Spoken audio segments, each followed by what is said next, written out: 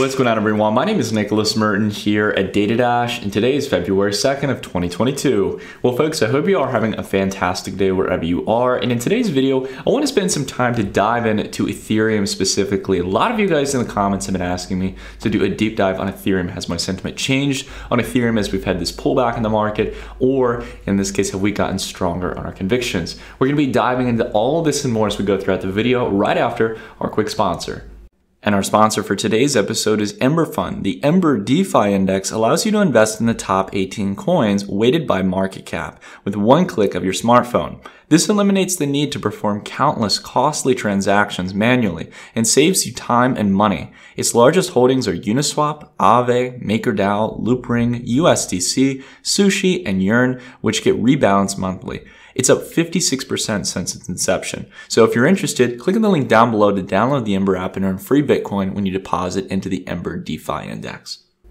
Alrighty, everyone, so let's go ahead and kick things off here. I want to start by taking a look here at the ETH to BTC chart, because one of the big things I always emphasize here on the channel, although we do want to take a look at the dollar value later on, is that against Bitcoin, the ratio of ETH to BTC is what we really need to measure here as we're going throughout the bull market. If we're confident in being invested in the crypto space over the next coming months to the next year, we want to make sure that we're in the best position place possible, adjusting for both our risk profile and also our expected rewards, or the range in which we can find that comfortable middle ground between the two.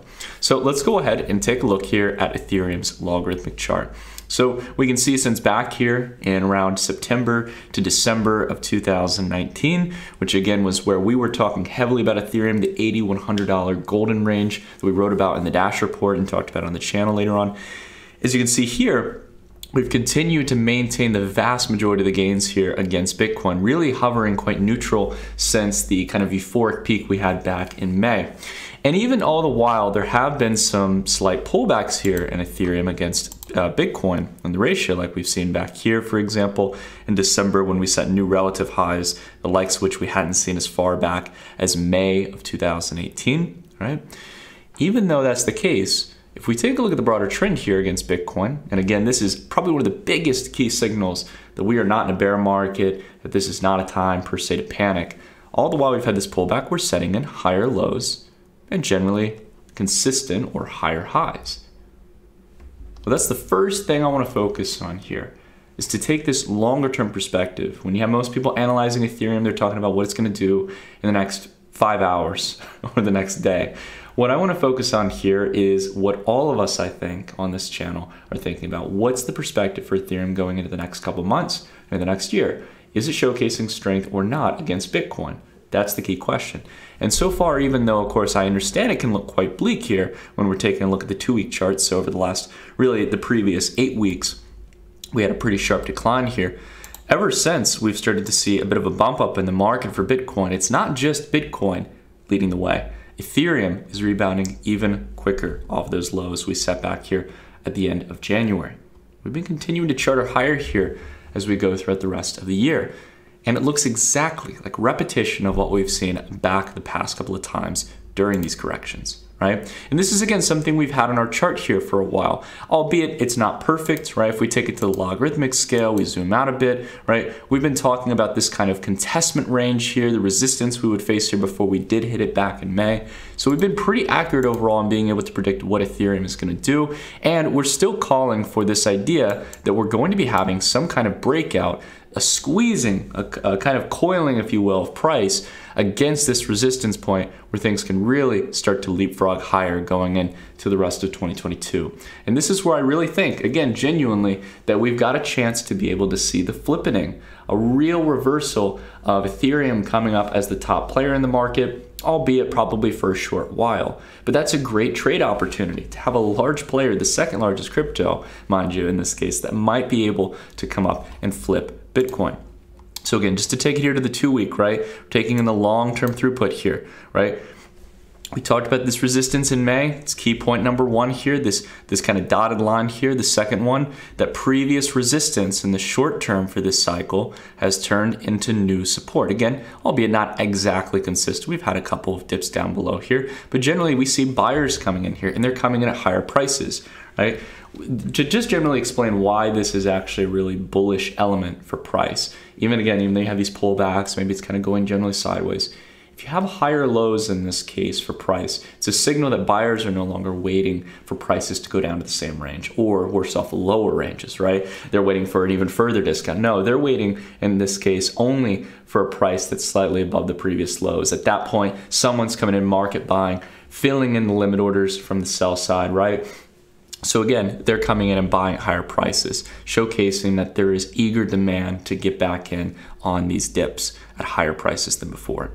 Now, let's go ahead and take a look at the USD chart. What's really going on here?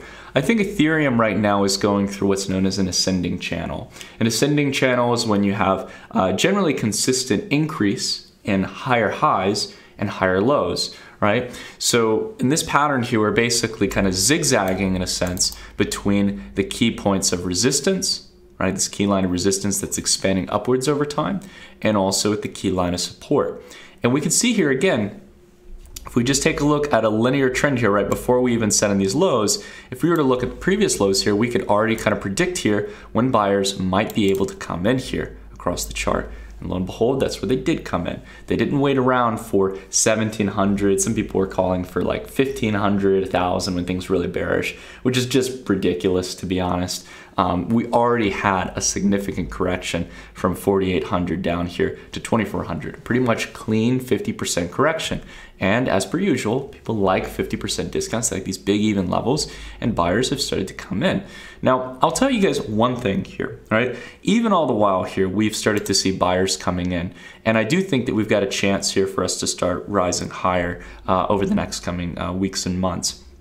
The one thing I want to note here is we take a look at the ETH USD index here. This is the all-time Ethereum history index. What it does really well on TradingView is it aggregates the volume for buying and selling. All the while, the sell side pressure across all exchanges during this pullback was really abysmal. Like, it really wasn't that bad. Like, or sorry, I guess that's maybe not the right term. It really wasn't that bad in the sense of the sell side pressure. What I'm a little bit worried about is on this discount opportunity, we're seeing even less buy side pressure. So this is an important thing to understand, that if we do want prices to recover here, we've got to have either consistent days of green, where it's just basically buyers clearing through the limit orders on the order book, right? For sellers who want to sell at heightened prices from where the market rate is. Or B, we really need like a serious amount of volume and a couple of daily candles, right? Driving these kind of rallies we saw before to get us back up here. Now, as you guys can see here, this is just, again, just a rough outline on the chart. I think it's going to be well into April, May before we get up to these rates. And on top of that as well, again, as we talked about in the ratio, right?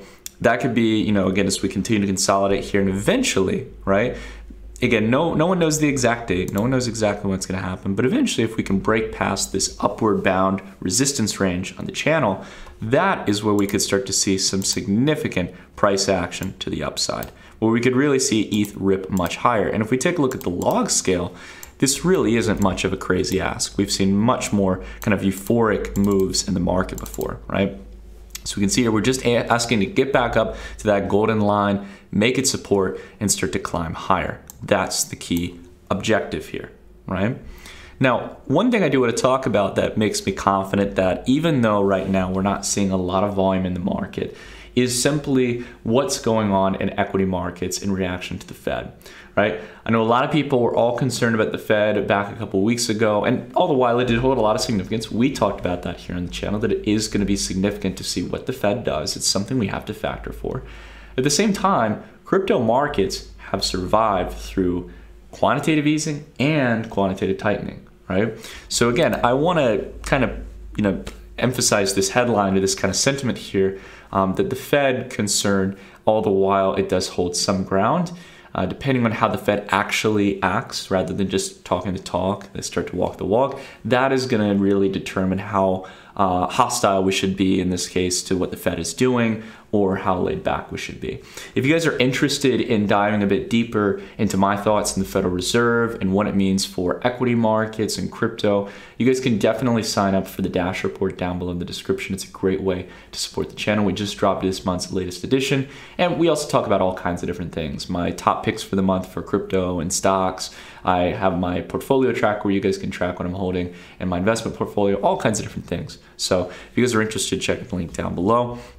But I digress on it. Again, focusing on the broader trend here for Ethereum, I think we've got a good buy-side opportunity, right? Historically, if we take a look at anywhere in this cycle, when we get these types of discount opportunities in Ethereum, right? Over 68% pullback back here from June of 2019 to December of 2019. And the the March correction back during the pandemic in 2020, right? We can see here as well, even during smaller mid-cycle corrections, 31 or well, technically if we take it from the top, 37% discount. We take a look here, for example, back in May of 2021, 60% discount, right? And here as well with the recent correction, downward towards around 55% to the downside from absolute peak to absolute bottom. These are the uncomfortable times where you have to go against emotions and what everyone else is talking about and do what you know you need to do. Keep the long-term perspective, and if you feel comfortable with it, it's not financial advice, you dollar cost average. You average in to your positions. You build on your convictions here because you know the longer-term trend here is that it's going up. There are periods of sideways consolidation on the trend for sure, but we're buying for this next move. No matter how long or short that's going to be, no one knows, right? But we at least have an idea or trajectory about what could happen next. And we know fundamentally that not only it's likely that there's going to be still consistent demand for Ethereum over the long run, but also a shrinking supply. And that's what I want to close off our topic on here today. It is undeniable, guys, that the data science models, or more specifically, the supply and demand metrics for Ethereum are looking incredibly favorable. Right? Now, it may not look good and reflect well in price here in a couple of days or a couple of weeks like we've seen as of recent, but we've also seen over the broader trend a much higher increase in Ethereum's price. And there's a reason for that. It doesn't just happen magically. It happens because there is not only a consistent level of demand, but a supply contraction, right? Assets will generally move up just like any price of any good or service if there isn't enough supply to go around to fill that demand. People pay a higher price.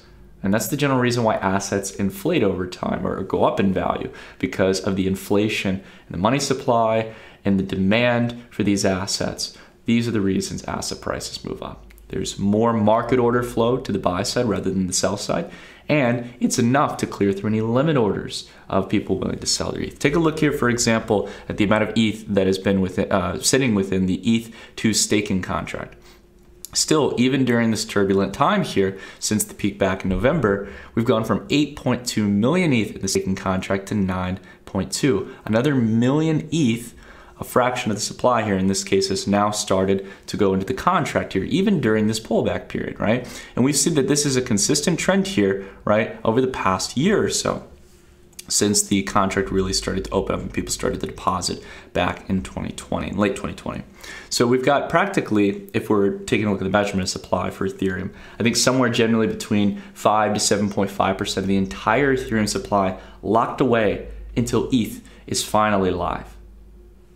This ETH is not liquid, it's not accessible. It's removed effectively from the supply. And on top of that, to make matters even better for Ethereum in the sense of price appreciation, there's EIP 1559, which effectively burns some of the ETH that's collected to pay for network fees. And again, just in the past 6 months, not even full 6 months yet, we're coming up on it soon, we've burned an effective 1.7 million Ethereum. The more the chain is used, the more ETH is burned and removed from the supply forever. And this has led to a dramatic decrease in the inflation rate of Ethereum. And on top of that, when the merge is complete, once we finally move to proof of stake, where the network is starting to change the way consensus is met, this is going to potentially bring us, if we're at consistent gas consumption, I would assume it's probably going to decline because we'll have more scale on layer 1 with sharding as we go throughout time. But the important thing to understand is that with that proof of stake merge, in this case where we move from proof of work, so basically Ethereum mining, to proof of stake, this would put Ethereum in deflationary territory. So you've got an asset that has consistent demand, right? There's obviously a growing institutional demand, retail demand to buy into these crypto assets over time as it's a growing asset class, and it's the favorite among millennials and Gen Z. But outside of that as well, we've also got a shrinking supply. And that, in this manner, this deflationary element is not even factoring in ETH that might be put aside into the staking contract here in the short term, right? So again, the major point I want to bring up here is that all the elements here within the market are going to add positive benefits to Ethereum's price.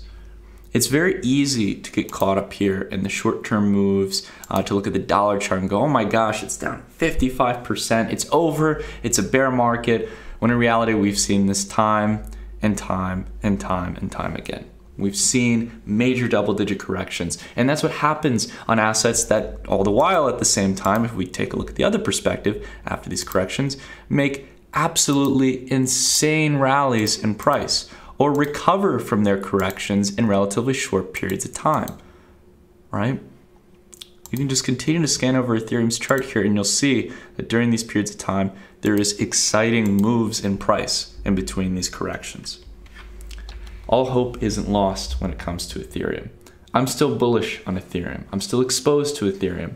I still think that it's going to be incredibly difficult to find altcoins that outpace Ethereum in this cycle because of all the benefits it has going for it, the time-tested security it has, the elements of DeFi and NFTs and all the use cases on top of it, the increase of layer 2 development to make sure that Ethereum is usable for the general public, but still has the on-chain security that Ethereum provides.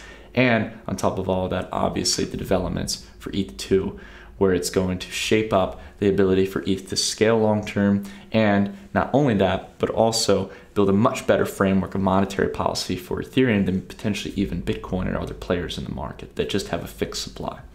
Now, the last thing I wanted to talk to you guys about real quick as we wrap up the video, if you guys like Ethereum and you guys are really interested in, dollar cost averaging on these dips and potentially getting exposure to it, one thing I wanted to let you guys know about is that we are doing a giveaway here on the channel. I saw some people were thinking that I was posting a scam post and stuff. It's real, it's me, no deep fake. The major thing I want to explain to you guys though is that for my startup Digifox, which is a cryptocurrency app that's soon going to allow anyone in the US to get paid in crypto, you can actually get paid in Ethereum from your real paycheck. And we've opened up our closed beta. So if you guys want to participate in this closed beta, just simply go to the tweet here I've got on my screen. It's at my Twitter profile at Nicholas_Merton. And you guys can check the thread. It's a really simple few steps you got to complete where you download the beta version of the application and you'll be able to participate in the beta and potentially enter in for a chance to win $1,000 of Bitcoin. The really cool thing about it, even though in the tweet we say it's $1,000 of Bitcoin, if you want, if it happens to be that you're the lucky winner and you want $1,000 of ETH or you want $1,000 of Litecoin, either way, we're going to give the winner of the contest their choice of crypto. Again, there's one lucky winner that's going to get it, and we're going to do our best again to reward all of you guys for participating in the beta. So definitely enter in for a chance, guys. We really would love to get your feedback, and it's pretty cool. Unlike the past couple of years where it's just been basically celebrities getting their pay in crypto, we're now democratizing that opportunity. We're bringing that to everyday people to get paid directly, in this case from the employer, into your Digifox account and stuff, converting your pay into crypto and getting paid on a weekly or bi-weekly basis, depending on how often you get paid. We're really excited to have you guys testing it out, but I digress. I've rambled on enough, guys. If you like this video, consider dropping a like, consider subscribing, hitting that bell icon so you don't miss an upload here on the channel. And if anything, guys, I hope you share it with family and friends to get the word out there who may also be invested in Ethereum. But I digress. Have a wonderful rest of your day, guys, and I'll see you all in the next video. Take care, everyone.